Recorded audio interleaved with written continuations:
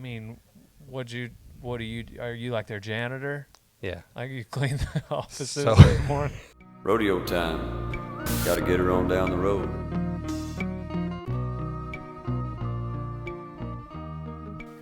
You know what is cool? Dale Brisby, ladies and gentlemen. Welcome to Rodeo Time with DB. I'm your man, for the three of you that don't know, the greatest bull rider ever to walk the earth. And today I'm walking the earth with The Mr. ever humble. Yes, also humble. Thank you. Thank you. Corey gets it. Today I'm walking the earth with Mr. Corey Anderson of Total Feeds. Yes.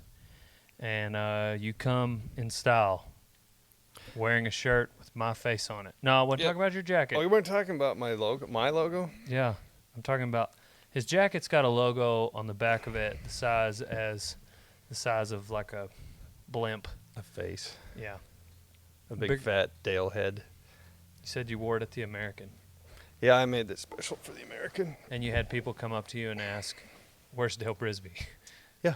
That's what. Yeah. People would stop me with this jacket that I paid good money for. That's 45 minutes of embroidery on there. And they'd stop me, "Are you Total That's Feeds?" it? Yes. They'd say, "Are you Total Feeds?" I said, "Yeah." "When's Dale Brisby going to be here?" I figured that'd be a lot more than 48 minutes. You know, I paid, well, to embroider that. Yeah. Yeah. The stitch count, is just out the. Do you feel like it's because of the Total Feeds or because you have Viking hair? I'm a little hard to miss at a rodeo, Right. due to the Viking hair, I think. I always thought it was my blue eyes, but I think it's the hair. Right. Yeah. And it's really just copying you, Dale. Yeah. I want to No, grow I up to know. be a Dale Brisby someday. I know. Do you feel like at a bar, one of the reasons I try to stay away from bars, do you feel like Didn't know that. you are a target with long hair, being a guy, for drunk people? You know, to be honest with you, I'm not somebody who intimidates easily. Yeah. I'm a bigger person. So Yeah. I don't really, to be honest, I don't really care what people think about me. If I did, I guess I wouldn't wear my hair this way. Right. I understand 1,000%. Some of us are just wired that way. Right. Yeah. I can't remember who said something about like what are they gonna think when I was like, do I look like the kind of guy who cares what people think? It's true, and I remember, my background's in psychology. I have a degree in psychology, but I remember a psychologist saying a long time ago, I never forget this, he said, "What other people think about you is none of your business." Yeah. And I just took that to heart. I care about what like the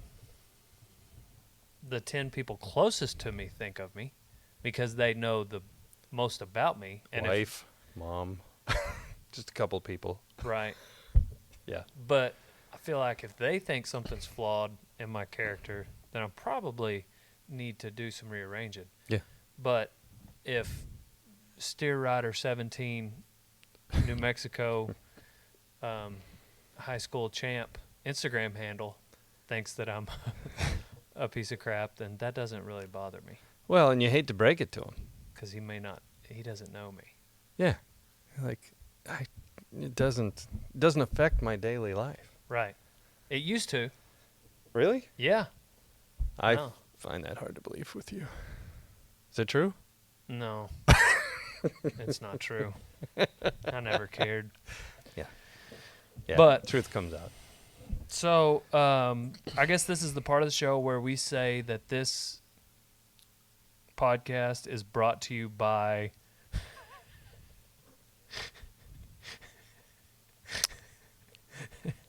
I'm trying to figure out which feed company to say. We'll go with Total Feeds. Let's go with the one that keeps the lights on in this Yeah, warehouse. We'll go with Total Feeds. Brought to you by Total Feeds. Yeah. God, that would have been funny. You're lucky. I missed an opportunity for a really good joke there. Although, remember the name is one thing, and I honestly I get people that I endorse that forget to say the names. Am I your favorite endorsee? Remember, you're under oath. Sure. Yeah. It's You're between- in the top 50. Okay. I imagine it's between me and JB. Yeah, I like JB a lot. Whoa. It sounded like you got a butt coming. No, I like JB, but he what? I can tell you he's different than a lot of my other endorsees. Oh, I know what you're talking about. He's It's- different. Yeah. And you know the thing about JB, it's and we got hooked up. It was actually in New York. We met him for the first time, and his manager came and found us. We would sponsored the rodeo that weekend at Madison Square Garden at the PBR. Manager came to find us and said, JB Mauney wants to meet you. And he came waddling in to the lobby, bow-legged, and sat down. And he said, I've been sitting on a bucket of ice all night. That's how I met JB Mauney. Gotcha. And I knew something was a little different there. But I liked him right off. Yeah. What's funny about JB, when you know JB and you know this, he's direct and he's honest, and I appreciated that. It's just one of those things, isn't that weird? Oh yeah. It's what I love about JB Mauney. Yeah. I don't have to guess where he's at or Nope. what he's thinking. Nope. Yeah, and some people can't handle that. Some people like, That's what I'm saying. yeah. I had an endorsee, a former endorsee, tell my dad, he said, yours is the one product I don't have to lie about. Right. I'm not going to get that from him. No. He's just straight up. That's what he is. Yeah. The other thing is amazing, and you'll know this too from working with him. He has, despite his lifestyle, and you know his lifestyle, he has the most amazing memory Yes. for the details of all his rides Yes. and all the people around him. It's crazy some of the people in rodeo like that, like JB, that really don't give 2 cents about Mm-mm. education, reading books, like anything, like probably didn't do good in school, but they can remember. Jake Brown is one of them. He's a bareback rider. Yeah. I don't know how, I'm sure he did great in school, but like the memory this guy has on him, like I could call Jake Brown and he's a bareback rider, but I could call him and say, hey, I got on a bull 8 years ago at such and such college rodeo and you were there. Can you remember? Oh yeah, that bull was into your hand to the left. Bar Yes. 87. You remember bar 87? They used to call him Cracker Jack, but now they call him Snap Crackle Pop. Anyhow, goes around to the left, 2 jumps, and then back around. Like he's liable to have that information just ready to spout out. Like about a bull 8 years ago, Yeah. but he's a bareback rider. Cody Rostocki, he's another one. Yeah, Jake Brown could tell you the rain that you take on a saddle bronc course, and Yeah. he's never been on it in the saddle bronc ride. It astounds me. JB's the same way. Like He is. JB remembers bulls. He remembers like trips. Mhm. JB will remember a trip a bull had with a certain rider Mhm. that was different than this other rider, and how it'll pertain to him because he's a closer riding style to. Anyway. And you'd think, like, you go through your average day and do stuff, and how much do you remember a year later, 6 months later? Yeah. Now he's getting bucked, thrown to the dirt by a large, angry animal. Yeah. And he remembers all those details after the fact. Right. Yeah. Yeah. But it's all crazy. It's all in like just what you're passionate about. You know, like there's some things like I'll see old buddies and they'll tell me a story and I have no recollection of anything they're talking about. Right. And I was sober. Like Right. I'm not talking about Ish. like being inebriated. But then we'll talk about some rodeo and I could tell you like to the dollar amount, like what happened and when and how. But Yeah. I don't know. I tend to forget most of my 90-point bull rides. You know, I just have so many of them. It's all a blur. And it all runs together. And maybe that's why JB has fewer than me, so he's able to remember more of them. I'm sure that's exactly the way he would put it. Yeah. Probably. But we've worked a lot of people. We have over 90 events and individuals that we are sponsors of. It's a lot of different people that I work with over a year, and the people that don't know me, I'm all the marketing behind the scenes, all the branding. I do all the shows, and when you see my dad doing interviews with people, I'm almost always the one behind the camera, either producing it with a cameraman or I'm running the camera myself. So I get to up and close and personal with these people, but he stands out. You stand out, Fallon. You know, Larry D, Jackie, the all the folks that I invited to do the rodeo roundtable. I did that for a reason, primarily because I knew you guys well enough that you would say yes. Yeah. I didn't want an awkward moment of somebody turning me down for that. Yeah. But you guys mesh well. I thought you couldn't be an intimidated. Awkward moments intimidate you? No, it's just wasting time going through the list of, of people turning me down. And I learned that as a young man. What about Craig? Trying to date, I got turned down a lot. So I understand. that's what made me better at sales later in my life. Okay. Yep. Absolutely. A lot of rejection. Absolutely. You get it over. I see the correlation. Get it out of your system when you're a young man. Yep. No, I love sales. I hate to sell things, but I love sales. If that makes any sense. Fair enough. What about Craig? Oh, yeah. Well, Craig was there with the first one with you. And I love to work with Craig. You know, We're talking about Craig Cameron, horse trainer, Bluffdale, Texas. I'm going to be with him here in another week for the Road to the Horse. He competed in the first Road to the Horse. Yep. He's competing in this one with Cole. Right. And as far as I know, it's the first father and son that have competed at the same time. Yeah. So it's kind of a big deal. But Craig, he's one of those guys you turn the camera on and he's on. Speaking of like Craig and memory, we were in Chick Elms. You know Chick Elms? It's a Western wear store in Stephenville. That's where I got my first bull rope. We were in the parking lot of Chick Elms in town. I stayed with Craig Cameron a couple summers when I was younger.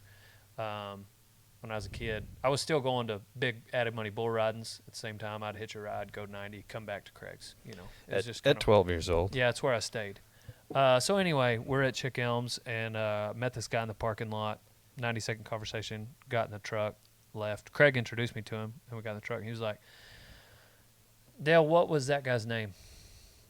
And I said, "I don't know." And he said, "His name was Bob." You forgot Bob. It's literally the easiest name in the world, and you forgot it. And it's right next to John. Right. John and Bob.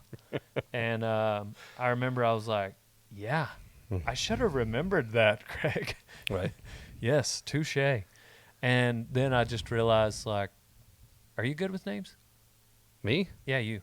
Terrible. Yeah. Why, though? I have dyslexia. I think it's because you just tell yourself that you're bad at names. I would like to think so.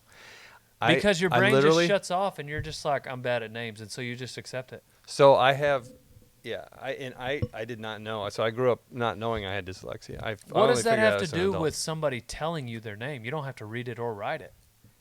Yeah, but I have no memory for words. So I have to make a picture out of everybody's name. Why don't you use their face? I literally can't remember like my neighbors and my own family members' names. I had to develop a really elaborate way of remembering things. I have a really good functional visual memory and auditory memory, but the name, it doesn't fit in that. It's very complicated. But it's also very frustrating because growing up, I was tagged as just lazy. You're just being lazy or stupid. If I couldn't spell, because I can't spell without a computer or a phone. But in their defense, you are kind of lazy and stupid. I mean, here's a wound Dale has poured salt in. Folks. They may not. I mean, dyslexia might be why you forgot the name. He can't get the name of my condition right. So, but it's like they weren't wrong about the other stuff. Like it could be a combination. Yeah. Laziness, stupidity, dyslexia. So the moral of the story is, if you have a learning disability, do not bring it up in front of Dale Brisby. He will turn it against you every time. I just don't like excuses. You know what? Well, that's the thing. They're like buttholes. Everybody has one. Isn't that how the saying goes? It makes me bad at those things, like spelling and remembering names, but it makes me better at other things. It's almost impossible for me to get lost.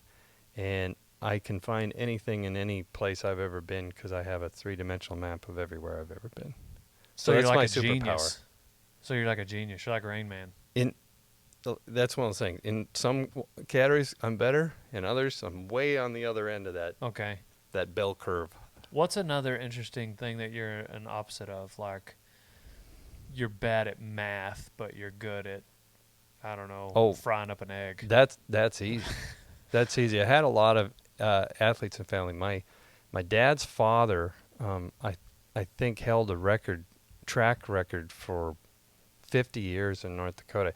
He could. The story was he could put a dime on a row of high hurdles, and he could knock the dimes off without moving the hurdles. And I was always a great athlete. Where's that going to get you in life, though? You know, like, I mean, like, that's interesting, but, like, how are you going to you use that in a job interview? Like, okay, No, but line up some hurdles in here. Let me show you something. Well, where does a spelling bee get you? Yeah, but you got to spell life. every day. I mean, like I have some a people, phone. that's true. I mean, My phone does all the work for me. Okay, so being good at a spelling bee is right up there with knocking dimes off of hurdles. So I got that athletic ability from my dad's side of the family. My mom's side of the family have the worst Clumsy. joints. Oh, bad joints. I have ripped every one of my Golly. joints apart. You got an excuse Surgeries. for everything. You got an excuse for everything. See, folks, this is a setup. This is JB. He asks you a question just so he can hit you in the face with it. God. I'm just, like people come on this podcast, I'm like, all right, what are you good at, For those of you that think you want to meet Dale Brisby, don't meet your heroes Think if that's twice. what he is. Hey, I'll agree with you on that. Yeah. On a personal level, it's worse. It's funny worse how than many you can people imagine. come up to me in a booth expecting me to be an a-hole. Like, don't worry. Like, you don't have to change anybody's mind. It's a lot of people out there assume that I'm this way. So if you ordered a truckload of SOBs and the door opens and he's the only one in it, No, I'm driving that truck. you would have come out ahead. You don't even have to. You don't have to wait till the door opens. I probably got it wrapped. You're welcome. Yeah. So let's talk about Total Feeds and growing and just as a company. Like, I mean, are you like their janitor? Yeah. Like you clean the offices So- every morning? They're kind enough to let me pick up around the office. Yeah. I mean, you signed Dale Brisby, so you got some Yeah. merit.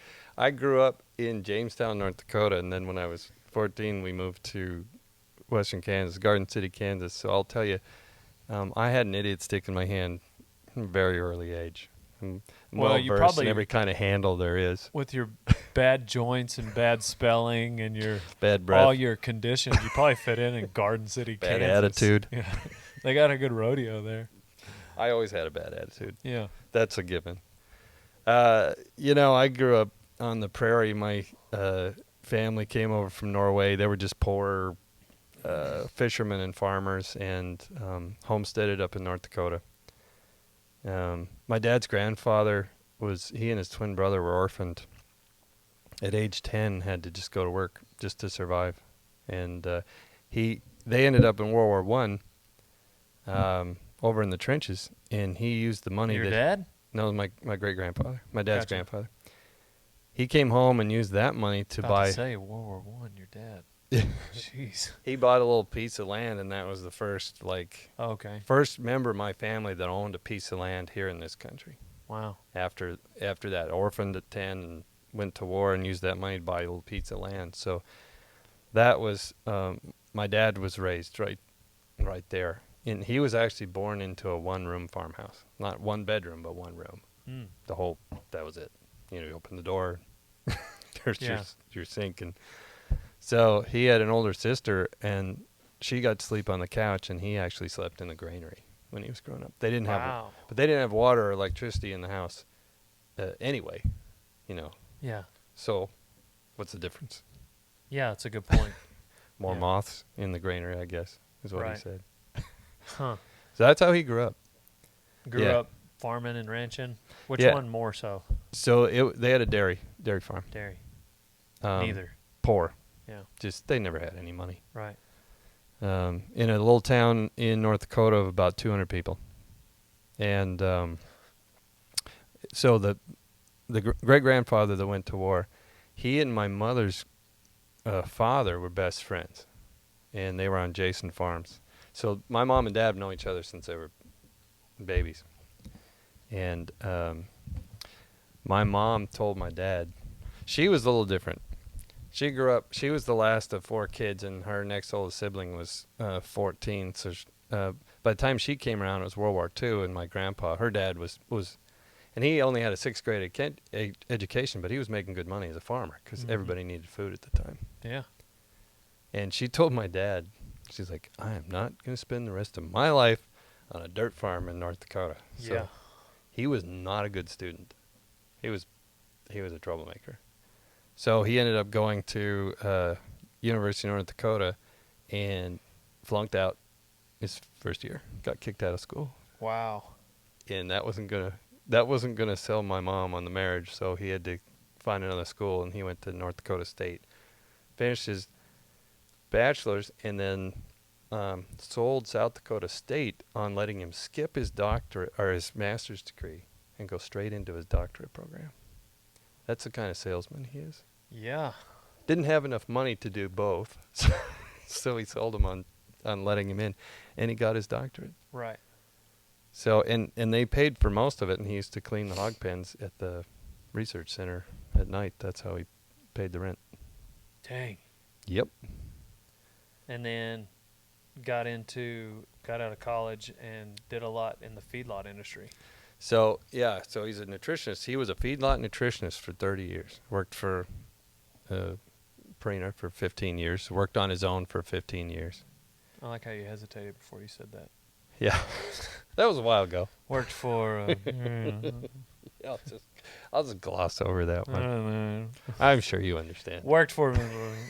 We'll blur it out. Don't worry. You know, honestly, it's more of a sore spot for them these days than it is for us. I imagine. You know, that's when that was back then. It was a big family corporation, but it's a whole different thing now. But the thing about the horse feed, he was a feedlot nutritionist, and this guy approached him and asked him to make a formula as a doc. You know, it's a PhD. He said, I want a formula that works for every horse at every age level, no matter what. And he made it, and the guy never took it. So he put it away in a drawer. And that was literally like when I was 2 years old. And that's Total Equine. That's 50 years old, that formula. He made it into a feed in 2000 and started selling it out of the back of his pickup. Wow. Literally while he's driving from feedlot to feedlot, he's stopping and handing out samples and Has it always had the density, the volume to it? It's like a bigger pellet, but it's lighter. It was a pellet first, like a regular hard pellet. What's it now? What's that called? Extruded. Extruded. So, Mhm. and that's part of the reason they're 40-pound bags, right? Just because of the volume of the. So, yeah, if you want to get into the weeds, you can always go to my YouTube channel and listen to my dad talk about it. But in the short version of it is Pagan terms. It's like dog food. It's a kibble, and it makes it the volume bigger, so it digests faster. So it digests in the stomach, and when you do that, it increases the volume. So if you got a bigger bag, then you end up with like a sleeping bag. So those bags, 40 pounds, fit on a pallet just right for that volume. Just like a 50-pound Mhm. bag, but you kind of get once you get a horse that's balanced in its nutrition levels. Mm-hmm. So it might take a minute to get him balanced. Then you can back it off, and you actually don't have to feed as much anyway. Well, So they'll cut back on the hay. So the feeding rate for the horse feed is by weight, the weight of the animal. So a 1,000-pound horse eats 4 pounds a day plus free choice hay, or you double the feeding rate if you don't want to feed hay, because you don't have to, and you don't want to do that with any other feed, especially a pellet. But you can do that Total Equine. In fact, we had, just to prove that point, we sponsored the Mustang Makeover. A couple of horses in that, and I'm sure you're familiar. Yep. Wild Mustangs, 100 days. You get 100 days to train them, and then you showcase them, and then they auction them off. Well, we had 2 gals that had Mustangs straight out of the wild, and they nothing but Total Equine. And we were sending so many bags to this one gal. My dad called her and said, how much is this horse eating? Because he said free choice it. She said, about 30 pounds a day. He said, well, that's not necessary, Yeah. nutritionally. Yeah. So she cut it back to, I want to say, 10 pounds. Right. These are wild horses. Yeah. It started with day one, totally clean in water. Yeah. So I went to, I just had a lot going on towards the end of December and then early January. Had a guy feeding for me while I was at the NFR. Anyways, long story short, there was a 6-week period where I had bulls and horses, because the bulls can eat total equine. Yep. Not vice versa. Equine can't eat total bull. But They can. The fat content's a little different. We still keep corn in the bull feed. But, yes, bulls are just... they just can't eat as much of it. Yeah. Right. Bulls are just easier. They can eat a lot more things than 4 a horse stomachs can. rather than 1. Yeah. Ruminant count. animals. Yeah. I can count to 4. He can count to 4. So anyways, long story short, well, I sold some bulls. One of them was a herd bull that I put out on some cows. Sold 1 or 2 bulls. Had some here that I was borrowing from a guy, sent them back. But my guy feeding never changed the feed.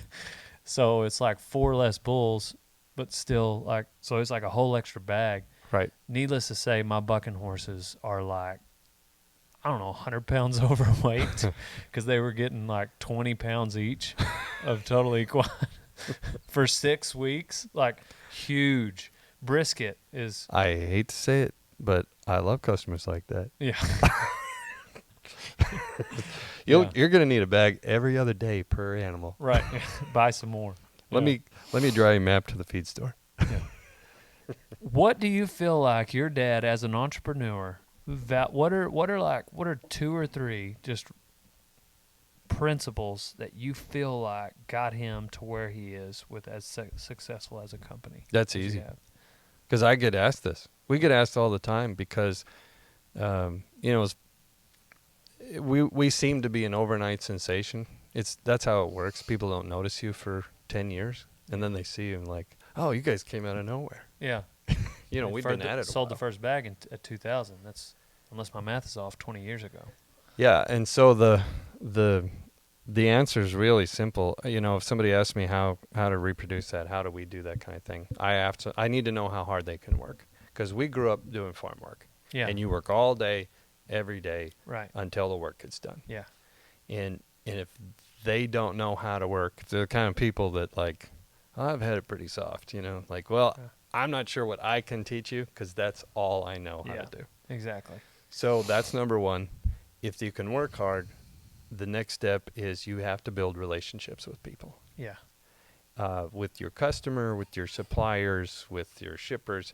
If you need to work on that, you need to work on being good at building relationships with people over the long term. Yeah. So then, you know what? So work ethic. Yep. Relationships. Those are the 2 most important. Yeah. I shouldn't have to say, keep your word. That Right. should be a given. Right. So should work ethic. But if you promise, always promise less than you think you can deliver, because you can over-deliver. Yeah. But when you over-promise, you get that reputation. Yeah. Yeah, it's somebody that somebody can't count on.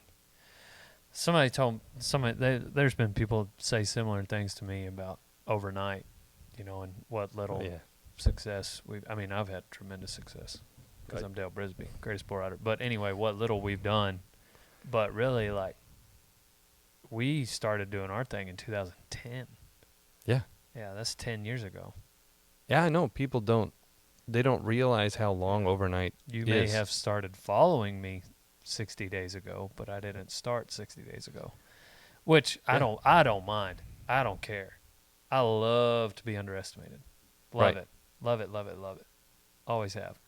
But I agree. I mean, work ethic is just, it's such a common denominator. It's one of the, it's a prerequisite. It's like I had a guy the other day, he was like, I want to learn how to rope.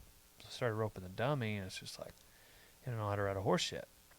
I mean, literally putting the cart before the horse, like literally. It's great, but we gotta get you on a horse first.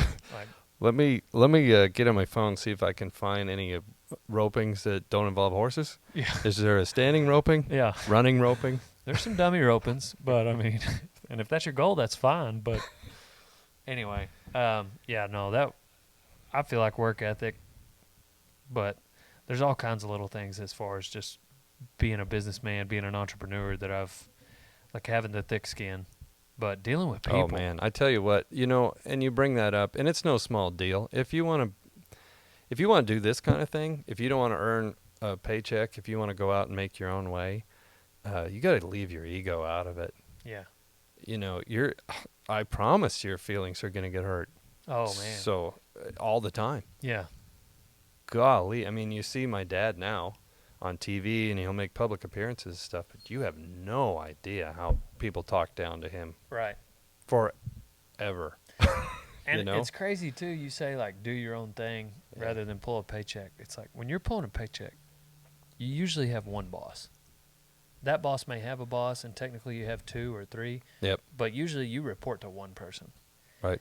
I feel like the more I've gone down this road, I have more bosses every week. It's like a new boss. Yeah. Like whether it's sponsors, a big enough customer, the next appearance. It's just like my phone is constantly ringing with people in need of something from me.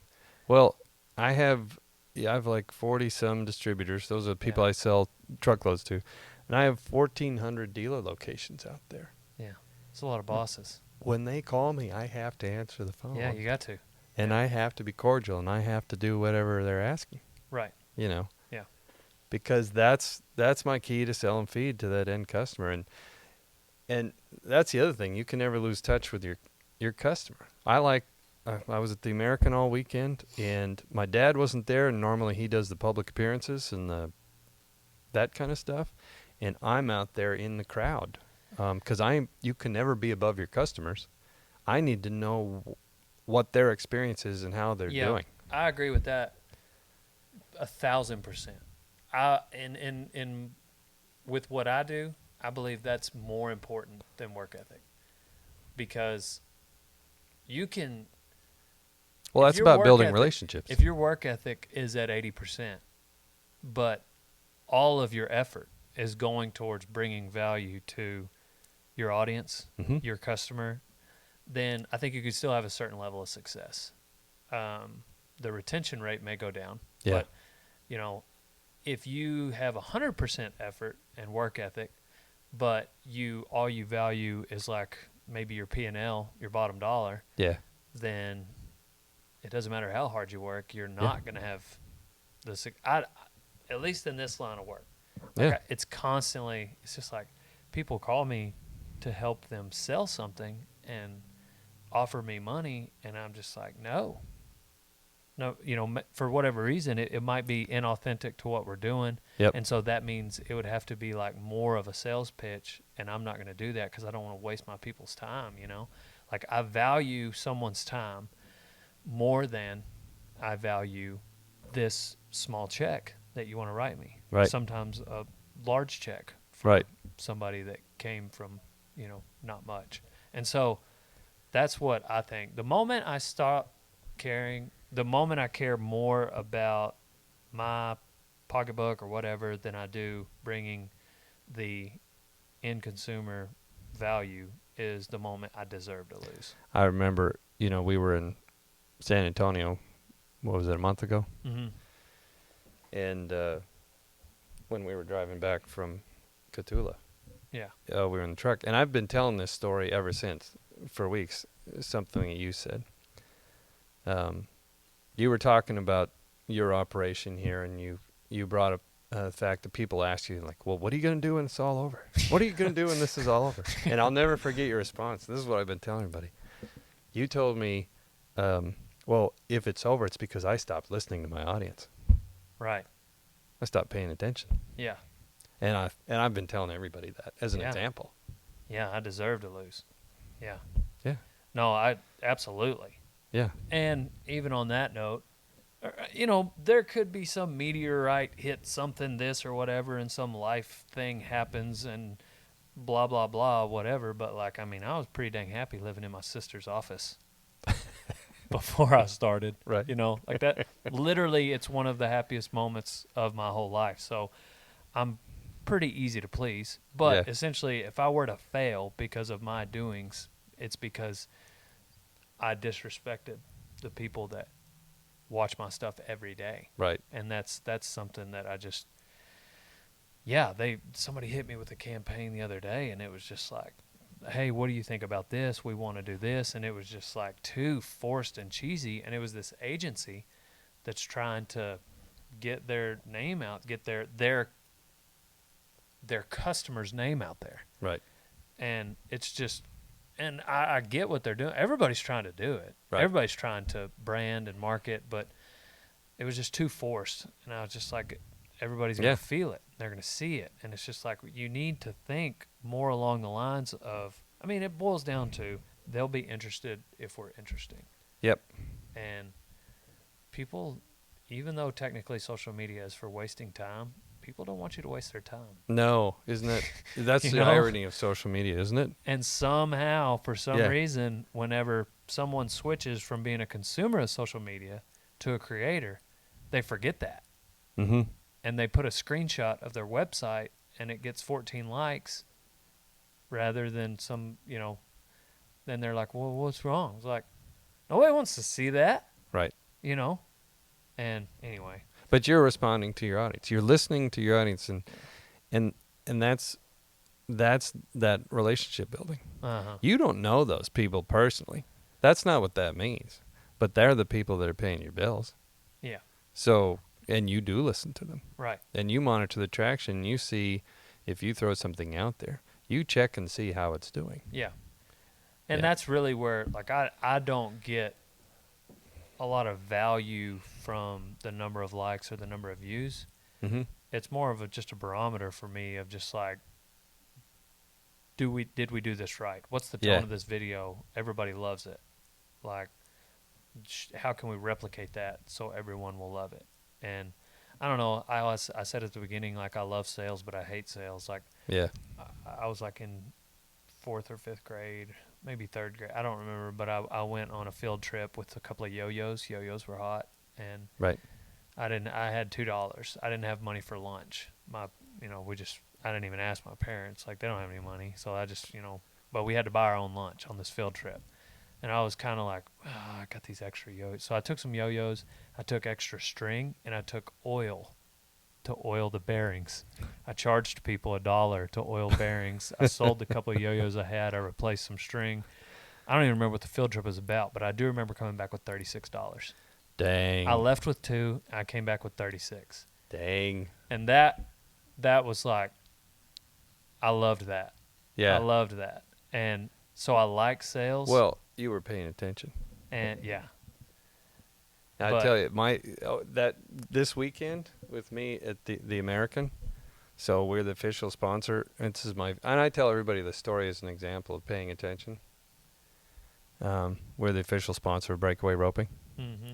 Sponsored Larry D. Guy and Jackie for years, and I've followed them around and worked with them on videos and stuff. So when they had all of us producers together at a big meeting out in New Mexico, and they announced that Breakaway Roping was going to be part of the American, I literally stood up in front of all of my peers there and said, I want Total Feed's name on the Breakaway Roping. Everyone laughed at me. They laughed at me. And I'm like, oh, man, I'll teach you guys a little lesson here about paying attention, because I do 35 shows a year. And I'm out there. I sell horse feed. I sell horse feed primarily to women. I'm Yep. out there listening to them. Because they care the most about their horses. Because they love their horses. Absolutely. And I knew what was happening out there in breakaway roping. I knew those young gals were hungry for another sport to compete in. Yep. And the first year it appeared, last year at the American, it was the biggest money maker in 6 years of the American. This year, they had 1,800 qualifiers trying to get in at the semifinals. Golly. And there's a line around the block of people that want their name on it now. Yep. But I was paying attention, like you said. I was Right. just paying attention to what was going on. Pour And it got water fun. on a table and see where it goes. Yep. I don't know. That's what when we started putting out more videos, when we turned the volume up. We had been making videos for years, but I was just like, everybody's got a phone in their hand.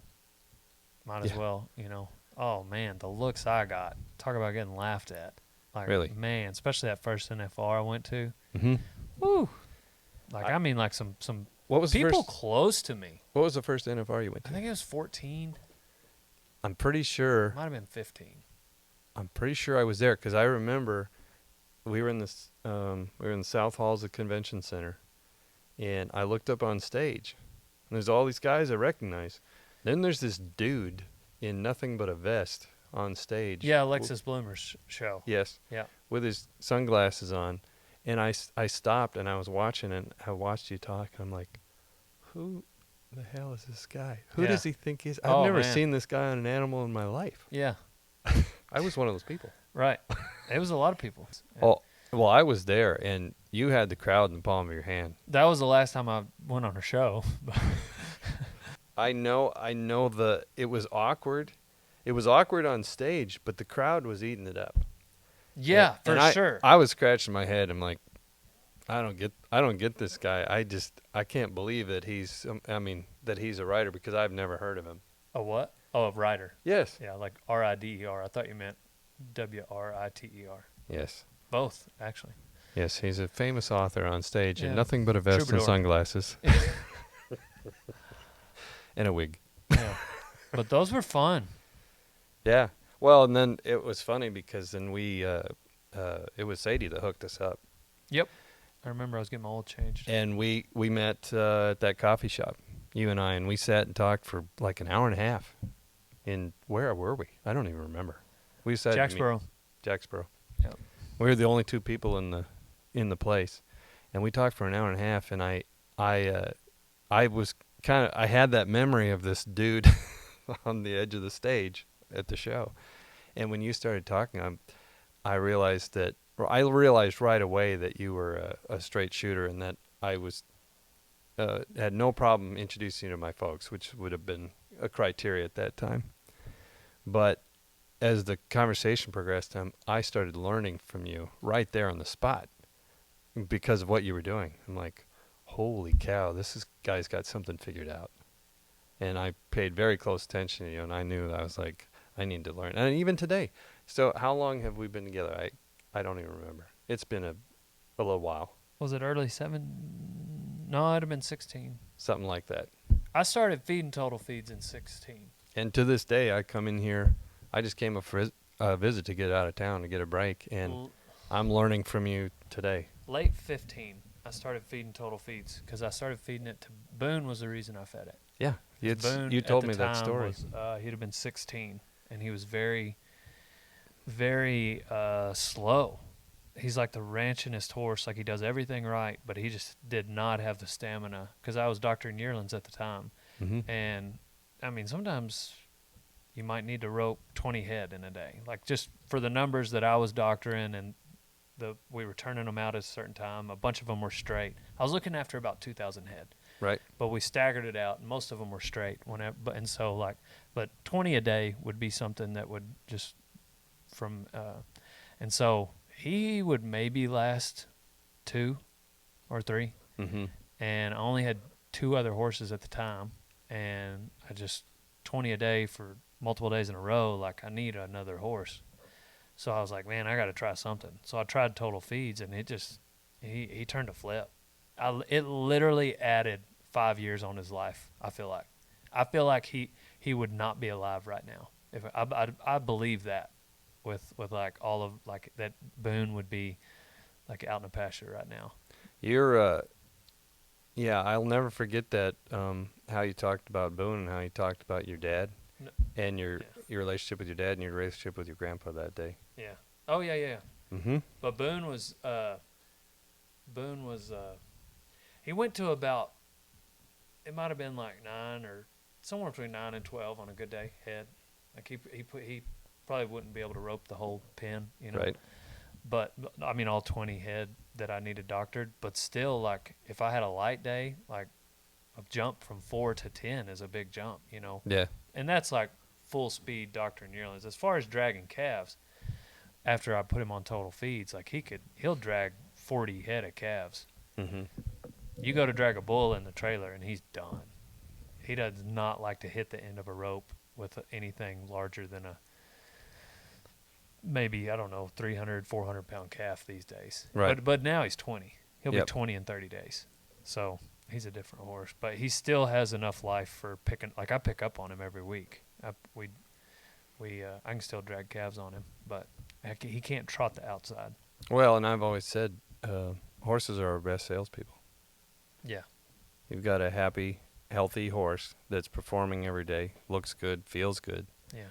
That's all I need. Because then I get somebody, the neighbor says, they notice. you Yeah. know, what's going on with your horse? Your horse looks great. Yeah. I think April 6th is his birthday. If I post a quick video of me and him dragging calves, tag total feeds, like that's just, he's 20 years old.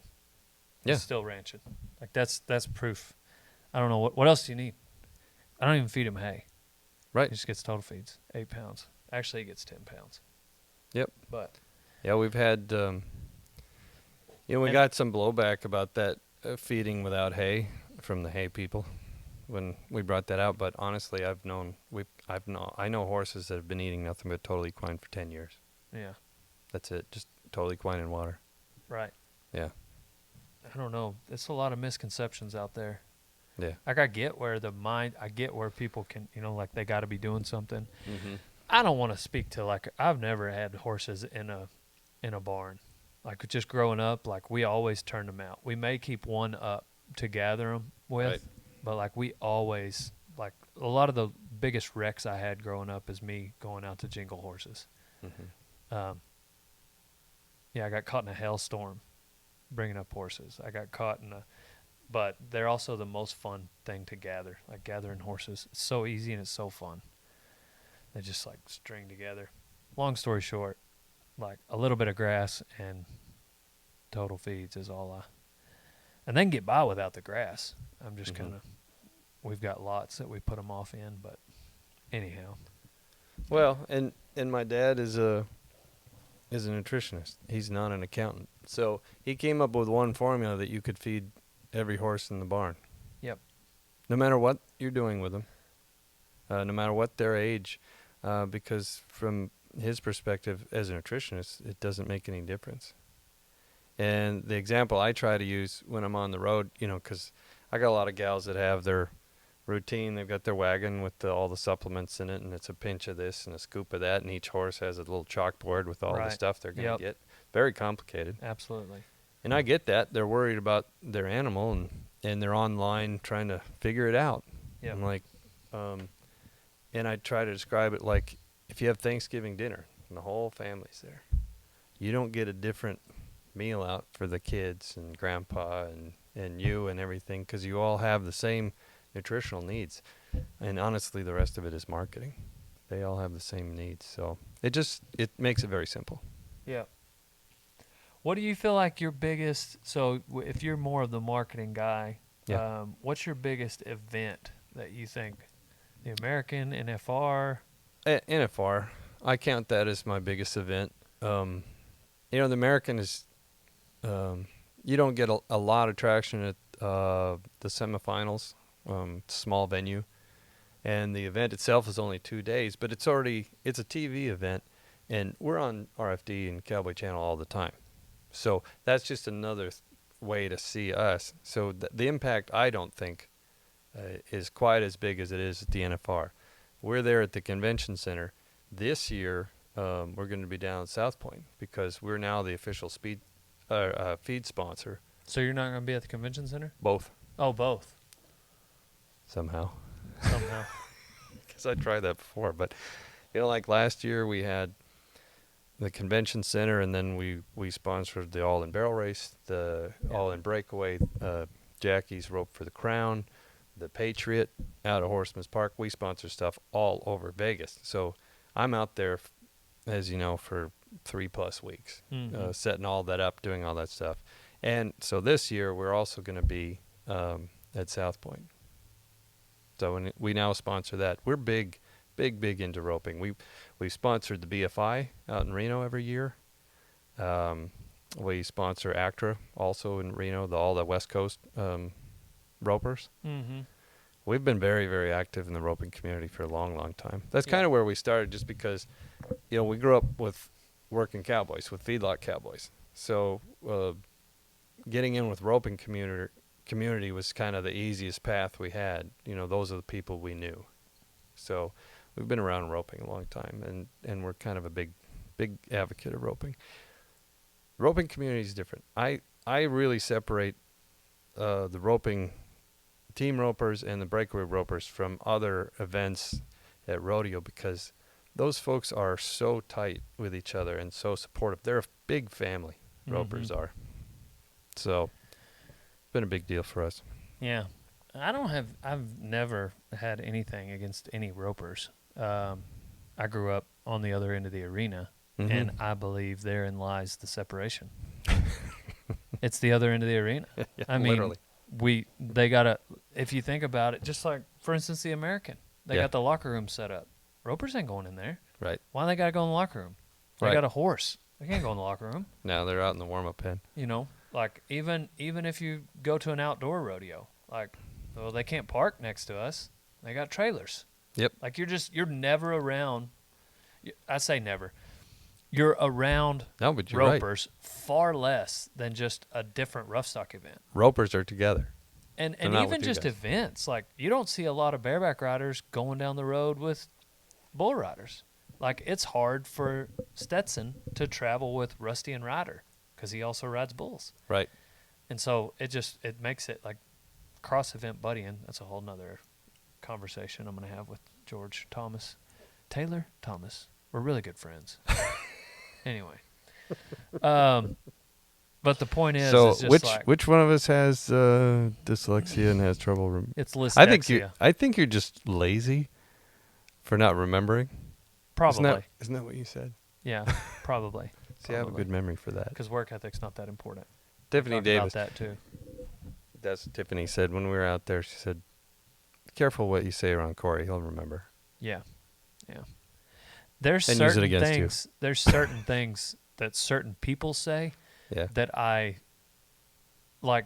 I got one buddy. I call him for advice all the time, and I asked him something. He was like, "Hold on, let me think," because everything I say, you seem to remember. Because I'll bring up something he said 5 years ago, and he's like, "Oh my gosh, like you've been living your life like this because I said that 5 years ago." And I'm like, "Yeah, Yeah.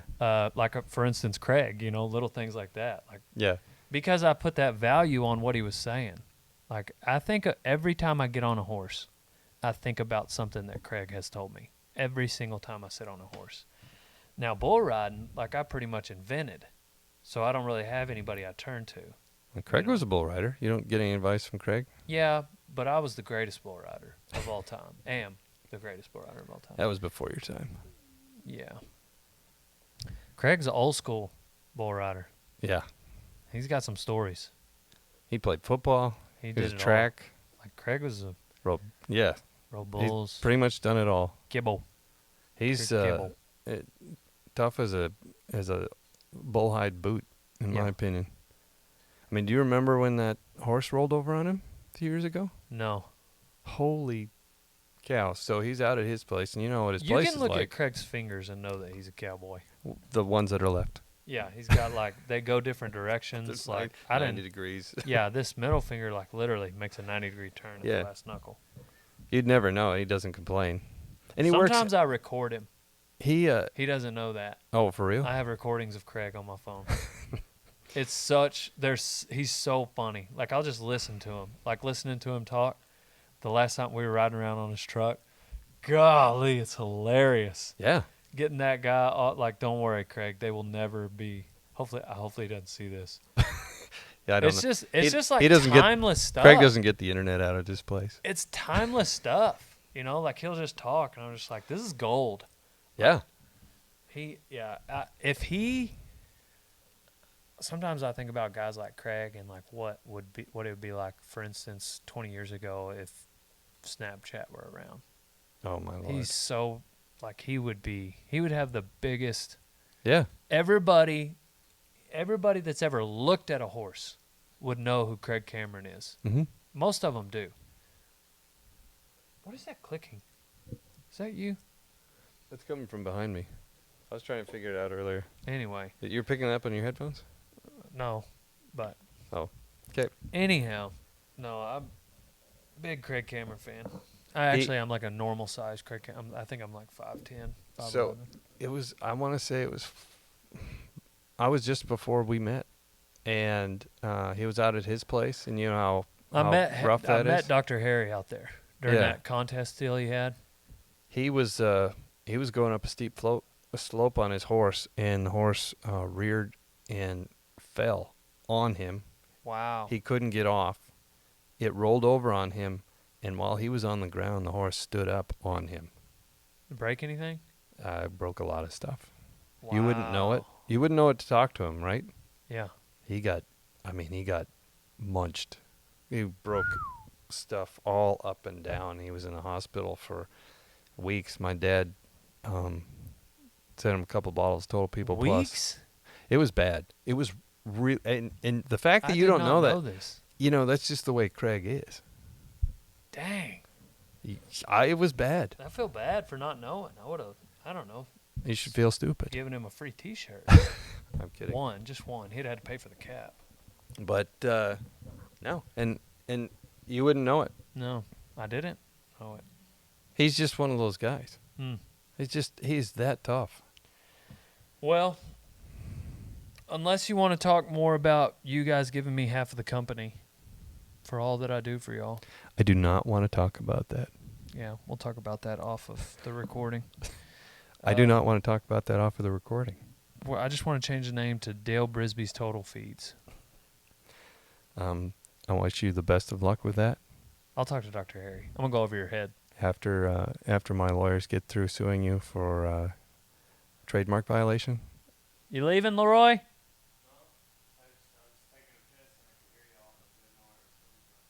Oh, you're just waving at me? It was coming from the ladies' room. Yeah, were you in the ladies' room? Do you sit down to pee? We'll talk about that later. Different podcast. That's for another podcast. He waved goodbye. I thought he was, so we're going to wave goodbye to you. Thank you for watching, listening to this episode of Rodeo Time with Dale Brisby. I believe it's number 16. Corey Anderson with Total Feeds. If you don't feed Total Feed, you ain't no cowboy, old son. Pow, pow, and on to the next one. Rodeo time. Gotta get her on down the road.